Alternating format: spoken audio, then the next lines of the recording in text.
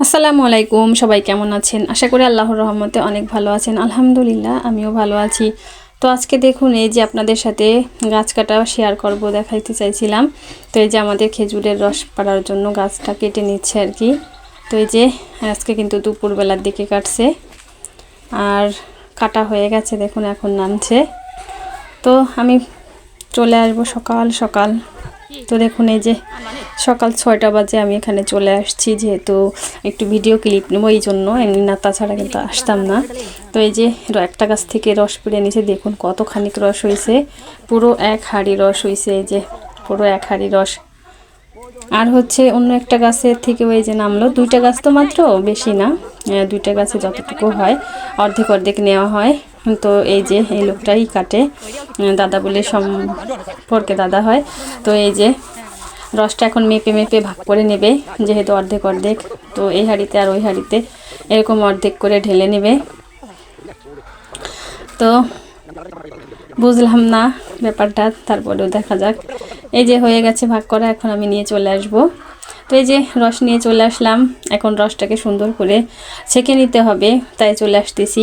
তো এই যে জগও নিয়ে আসলাম রস ছেঁকার জন্য, সুন্দর করে এক জগ রস ছেঁকে নিব খাওয়ার জন্য। তো আজকে আর খাওয়ার ভিডিওটা দেওয়া হয় নাই, রস খাওয়ার ভিডিও। তো খেয়েছি কিন্তু রস। তো শুনতেছি নিপা ভাইরাস বাইরে হয়েছে, কাঁচা রস না খাওয়াই আসলে ভালো, একটা বলক দিয়ে খেলেও হয়তো বা সমস্যা হবে না। তো যাই হোক, এই যে রসটাকে আমি পুরো ছেঁকনি দিয়ে ছেঁকে এক ঝক নিয়ে নিলাম, আরও কিন্তু অনেকখানি রস রয়ে গেছে। তো আজকে আবার এই যে পিঠা বানাবো, নিজেদের না, ভাসুরের মেয়ের বাড়িতে পাঠানো হবে পিঠা। তো আমাকে যা বললো যে একটু পিঠা বানাই দিতে, তো আমি বললাম আচ্ছা ঠিক আছে, পিঠা বানাই দিবানে। তো এই জন্য পিঠা বানানোর জন্য বসে গেলাম পুরনো রান্নাঘরটায়। তো এখানে আগে দুধ জাল করে নেব, এই জন্য দুধটাকে ঢেলে নিয়ে এই যে বলক দিয়ে নিচ্ছি। দুধটা নাকি আগে একটু জাল করা ছিল, তারপরে ফ্রিজে রাখা ছিল। তো এখন আমি এই যে দুধটাকে সুন্দর করে বলক উঠার পরে নামিয়ে রাখবো। নামিয়ে রাখার পরে যে গুড়টা আছে, গুড়টা আগে রসের পানির সাথে জ্বালিয়ে রস করে নেব। তো দুধটা নামাই নিলাম, এখন এই যে পানি দিয়ে দিছি, এই পানির সাথে গুড়গুলো ভেঙে ভেঙে দিয়ে দিচ্ছি। তারপরে করব কি, রসটা বলক আসতে আসতে মাঝখানে আবার আমি গোলাটা গুলিয়ে নেব পিঠার জন্য। তো এখানে প্রায় 3 কেজি গুড় ছিল, 3 কেজি দুধ ছিল, আর 3 কেজি চালের পিঠা বানাবে। তো আমি লবণ দিয়ে আটাটাকে মেখে, এখানে আরও অনেকগুলি চালের গুঁড়া ছিল, ওটাকে কিছুটা নিয়ে নিলাম। তারপরে যে অল্প অল্প করে পানি দিয়েছি আর হাতের সাহায্যে মেখে নিচ্ছি। তো এইভাবে পুরো ব্যাটারটা তৈরি করে নিব, সুন্দর করে স্মুথ, না ঘন না পাতলা, এরকম একটা ব্যাটার করে নিতে হয়। তো আমি আপাতত এই পর্যন্ত রাখলাম। পরে এই যে জাল করা হয়ে গেছে রসটা, এখন নামিয়ে ঢেলে নিলাম অন্য একটা পাত্রে।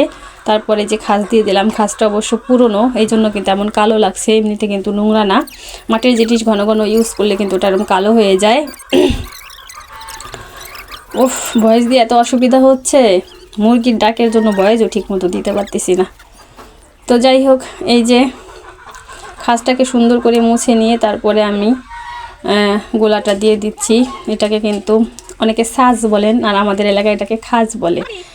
তো পিঠায় যে এক খোলা প্রথম হয়ে গেল। তো মাশাল্লাহ পিঠাগুলো কিন্তু সুন্দর হচ্ছিল, মানে বিজানো পিঠার জন্য কিন্তু ঝাঁঝরা হইতে হবে আর কি, দুধ পিঠা বানানোর জন্য ঝাঁঝরাই হচ্ছিল পিঠাটা। তো এইভাবে আমি সবগুলো পিঠাই বানাই নিব।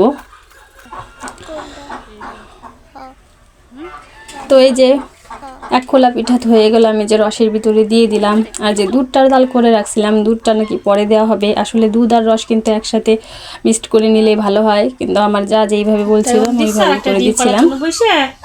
জিদ ধরে বসে আছে এখানে, জিদ ধরে যা, জিদ ধরে বসে আছে। কোনটা পারছিস ডিম? এই যে এইটা, মানে অবশ্য চেহারা দেখলেও বোঝা যায় ডিমের, নতুন ডিম কোনটা চেনা যায়, কিন্তু এইভাবে করলে ডিম যাবে না নষ্ট হইয়ে, এগুলো আলাদা করে দিতে হবে।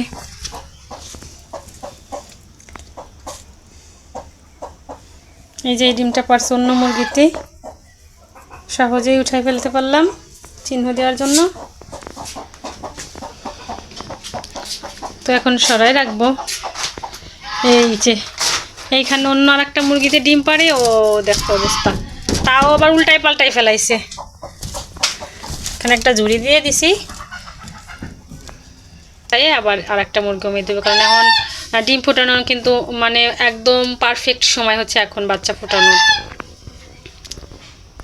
ভয় পাই তো, ওই যে ও একটু ভীতু, আসলে ভীতু মুরগি ওমে দেওয়া খুব তো চলে যাওয়ার পর ও আবার এই যে বইছে, ওকেই দিছি মূলত। আর ওই লাল মুরগিটাকে পরে ওমে দিব।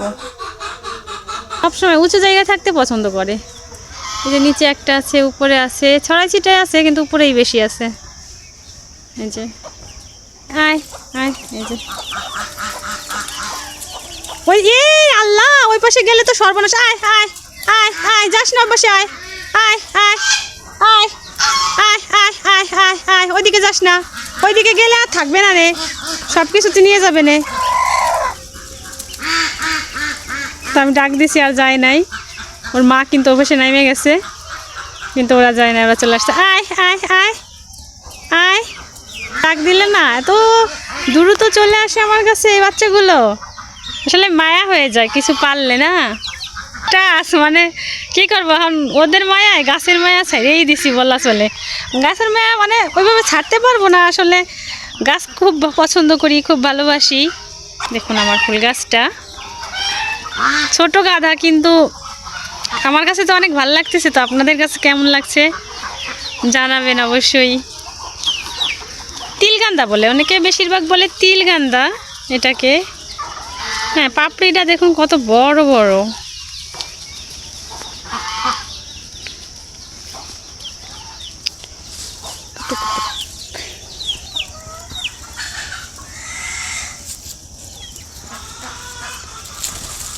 মনে হচ্ছে যেন গাছটা হাসে, ফুল ফুটলে গাছ হাসে, আবার পানি দিলেও কিন্তু মনে হয় যেন গাছ হাসছে।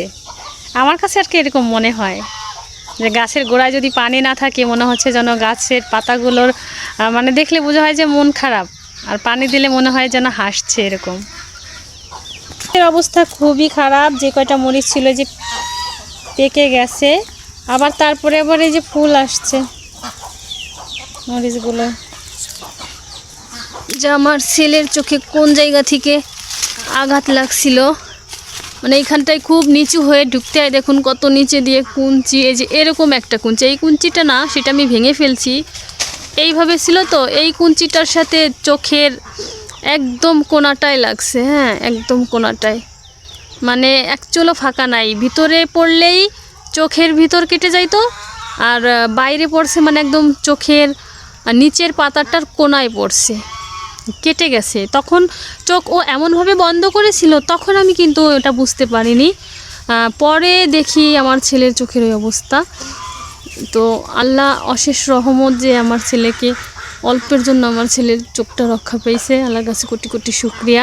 আমার মনে পড়লেই আমি শুকরিয়া আদায় করি যে আল্লাহ কত বড় রহমত করছে আমার, তা আমি আল্লাহকে ভাষায় প্রকাশ করতে পারবো না। সত্যি কথা, মানে ওই আঘাতটুকির চাইতে আমি চিন্তা করি যে ওর থেকে বড় কিছু হইতে পারতো, এই জন্য আমি শুকরিয়া আদায় করি।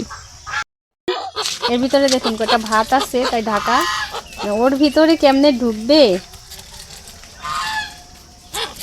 তাহলে ভালোই হয়েছে আমার পিছন পিছন না ঘুরে ওটার চারদিক দিয়ে শুধু ঘুরে, কখন ওটার ভিতরে ঢুকতে পারবি। এই যে ফস ফস করবে না, ফস ফস করে কামড় দিবি না। দেখুন আয় আয় আয় আয় আয়, এই যে আমার মুরগির বাচ্চাগুলো, ছোট বাচ্চাগুলো, আয় আয় আয়। তীব্র শীতে ফুটছে তো বাচ্চাগুলো, আলহামদুলিল্লাহ 9টা বাচ্চা ফুটছে, এখনো 9টা বাচ্চাই আছে। ও ডিম পারবে, আর ও বাচ্চা নিয়ে আসে না এখানে, ওরা এখানে ডিম পারতে দেবে না। এই যে খুব জল্লাদ মুরগি, জল্লাদ জল্লাদ মুরগিতে আবার বাচ্চা পালতে পারে ভালো। তো আর একটা যে মুরগি বসাইছি না, ও আবার সবাইকে ভয় পাচ্ছে, জানি না বাচ্চা ফোটার পরে সাহস বেড়ে যাবে কিনা। তো আয় আয় আয়, কই তুই, এই যে আয় আয় আয়, বেরো বেরো, এই যে ডিম পারে, ও এইখানটায় ডিম পারে। তো এখন ও আসতেই পারতেছে না, ওরা ওই ছাওয়ালা মুরগিটায় দাবড়াইতেছে, তো দাবড়াইতেছে এইখান দিয়ে এই বাকির মধ্যে ঢুকতে চেষ্টা করতেছে। দেখুন ওইখান দিয়ে কেমনে যাবি তুই, ক ওইখান দিয়ে বাঁশির ভিতরে ঢোকার চেষ্টা করতেছে, জীবনে সম্ভব?